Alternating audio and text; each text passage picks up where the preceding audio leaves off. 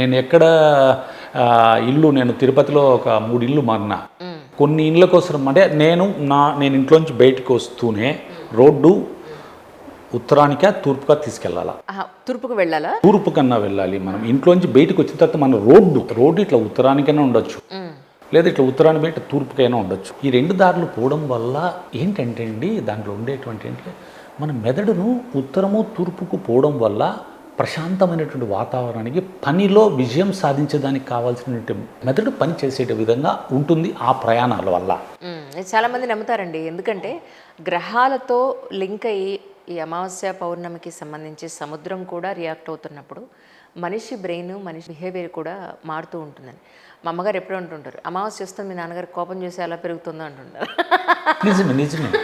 ఇప్పుడు మీకు ఆటుపోట్లు ఉంటాయి కదా. అవును, ఆటుపోట్లు ఉంటాయి కదా సముద్రానికి. అప్పుడే ఎందుకు అమావాస్య పుణ్యానికి వస్తే మిగతా రోజులు రావు కదా. అవును, నేచర్తో మనిషి కనెక్ట్ అయి ఉన్నాడు కాబట్టి అల్టిమేట్లీ మనం దాన్ని నమ్మాల్సి ఉంటుంది. అలా ఉంటాయి. అదే కొందరు దక్షిణ మొహంలో ఇల్లు ఉంటుంది. ఈ ఉత్తరంలో తూర్పుకు పోయే వాళ్ళ మెదడు కొంచెం ప్రశాంతంగా ఉంటుంది. ఈ మన ఇంట్లో నుంచి ప్రయాణం దక్షిణం వైపు ఉండిందనుకోండి, దక్షిణం ప్రయాణంలో కష్టాలు ఎక్కువ ఉంటాయి. అంటే మీరు పోవాల్సిన పనికి 15 నిమిషాల్లో పోవాలనుకుంటే మీరు 17 నిమిషాలు 18 నిమిషాలు పడుతుంది. ఆ ప్రయాణంలో కొంచెం కష్టాలు ఉంటాయి.